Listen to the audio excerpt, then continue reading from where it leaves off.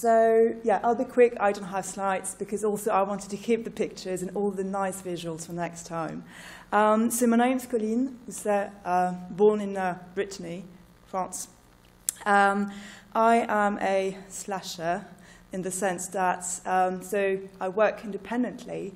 I'm not officially part of an institution.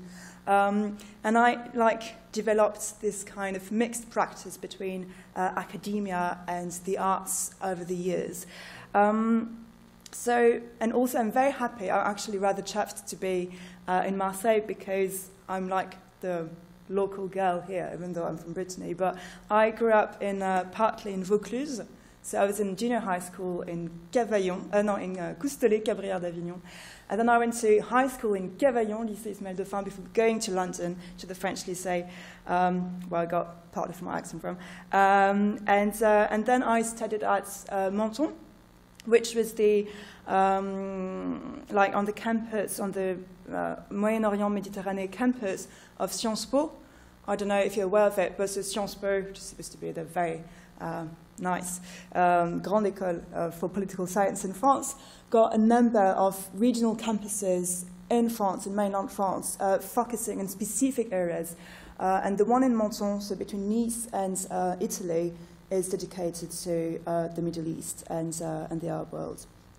So again, very happy to be here. Marseille has always been for me like the big city we used to go to on weekends with my dad to go to Noailles and get food we couldn't get in rural Provence, and to go to La Fnac and cinema and theatre and everything. So things we can't do at the moment.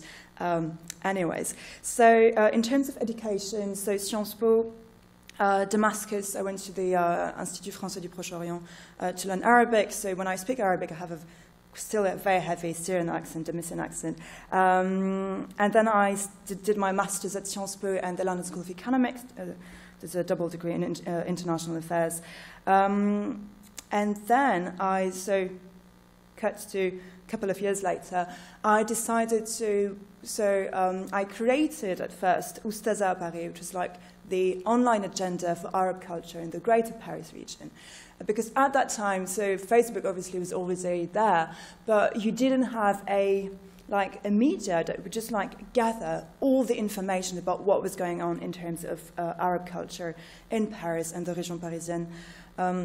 And the idea was not only to show the diversity and dynamism of Arab culture, but also to emphasize on this very deep link between Paris, so the city of Paris and the greater Paris area, and Arab culture, to show that it was not a recent phenomenon, but something that's actually deeply ingrained. And so this media over the years turned into what I call a consultancy firm, which is just this umbrella term. Doesn't mean anything. It's just me working for it, but sometimes people need to have proper names.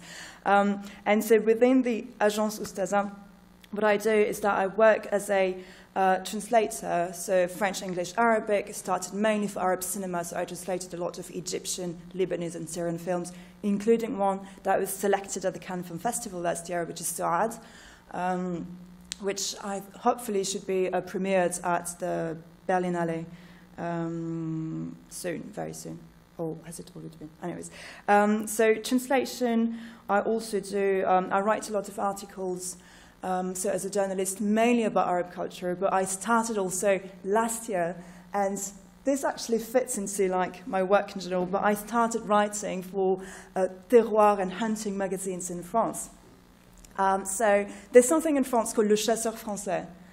It's a cultural institution. It's mainly known for its classified ads that enabled a lot of single male farmers to find a suitable wife. And so I started writing for these magazines because even though I partly grew up in the countryside, this is a world I was not entirely part of because my parents, I moved from the city to the countryside. And at the moment, I really feel we have a need to go back to the local level. And so journalism, and particularly writing for these different magazines, was a way for me to get to know more about this world, this part of France, particularly at a time when French society is becoming more and more divided. So that's one of my things on the side. I also teach at Sciences Po, even this semester through Zoom, as many of you do. So I teach a course called East in the West, History of Arab Politics and Culture in Europe. So it is what it says. A course called From Tantan to Tehran, Music and Politics and Country MENA, which is about music, politics and society in the Arab world, Iran and Turkey. And another course, which is a workshop about like the political role of museums and the use of memory in politics. I also work as a consultant / expert. I really don't like the words because I don't know if you can really be an expert about something, but I get paid by people who know less about me on the things I work on. So tout est relatif, évidemment. I wrote this book. I'm in the process of writing another book, hopefully with Actes Sud, about Paris as the capital of Arab culture, how Paris became a very essential city for Arab thought, I mean Northern African and Levantine thought and culture and art from the 19th century onwards. And eventually also, as I became more confident in my practice and my career, I started developing projects that would blend academia or more social science and art. So this is what brings me here today. So usually I realize that my work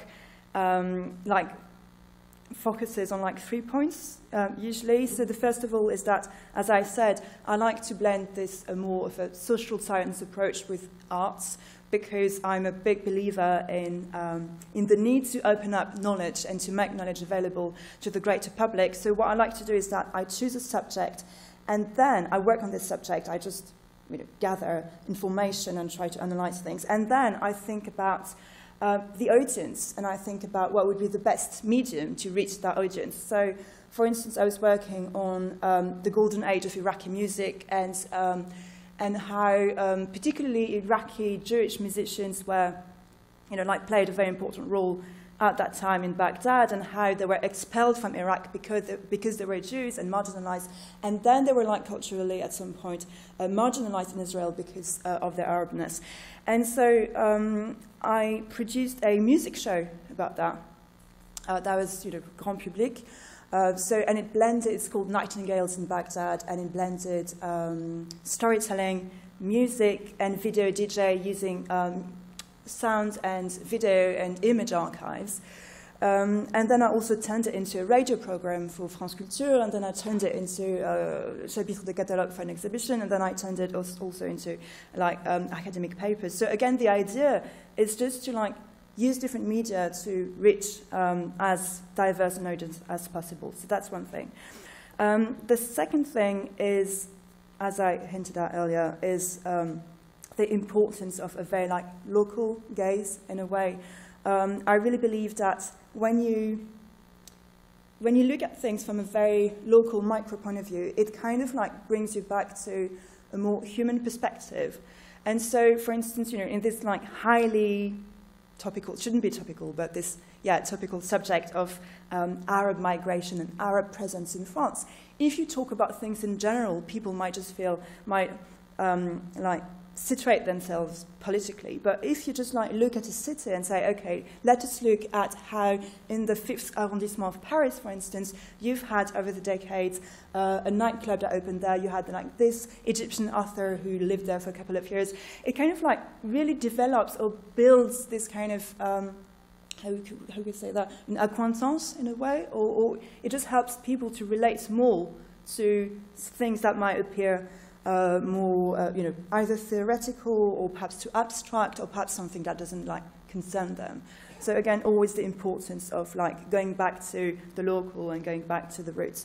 And the third point is the use of archives. So I use a lot of archives in my work, not because I'm a nostalgic or I have a passion for vintage, but it is because I just realized that, obviously, and I'm not teaching you anything new, but we tend to have a very limited perception of the past. And by just working on the past and showing that the narratives that have been developed about the past actually are just one narrative, or a couple of narratives among other ones, helps us having a more nuanced approach to our past and therefore to our present. And this applies, obviously, so well to our presence in Europe.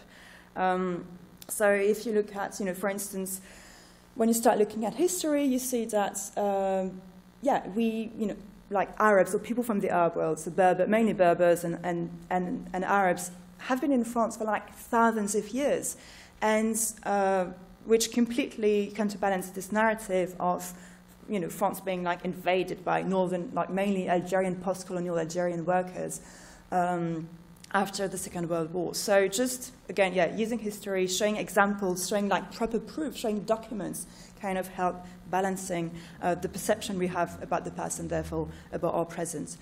And so these 3 points are very well represented in the project I got selected for this residency, which is, as I said, a joint residency between IMéRA and Mucem, Mucem being the Musée des Civilisations Méditerranéennes in Marseille.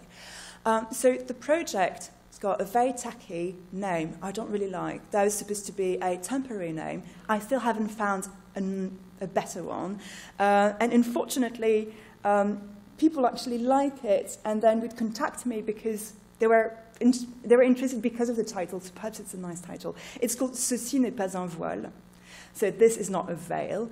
And it is about the diversity, perception and meaning of female headwear in France over time. And when I say over time, it is mainly from the start of photography onwards, because the work focuses a lot on photographic archives. And so the idea of this project, it all came when, so it was one of these endless waves of debate about the hijab, like the Muslim veil in France. And a French politician, I think it was Nicolas Sarkozy, said, "Se couvrir la tête n'est pas français." So covering one's head is not French.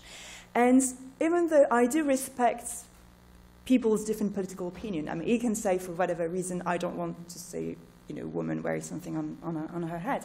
But I just cannot tolerate that he reduced our identity and our history and the richness of French culture to what it should be today according to today's standards. And so this is like how this project developed. And the idea, which, because it's always linked to like the final product, but the idea of this project was to have a photographic exhibition having like face-to-face family, so like old pictures, mainly like family archives, because I really wanted to show a trace of the mundane of the daily life. So you would have like this family archives, pictures of women with things on their heads, and on the other side you would have contemporary portraits. And so for that, I need a lot of archives, because like the archives I've gathered so far are rather homogeneous from a like regional and social point of view. It's mainly countryside, white French, middle class, upper middle class. And so now I need to like really broaden, because I didn't want also to oppose like an image d'Épinal of like, a kind of a golden passéist image of a white rural France, and then opposite to like contemporary multicultural France. Because also when you look at archives, you will see that in terms of photography, you already have a lot of traces of like non-white French communities, whether they're from obviously territories, but also people coming from, for instance, Northern Africa at the very start of the 20th century. So there's like this archive component, and then there's the more contemporary component as well.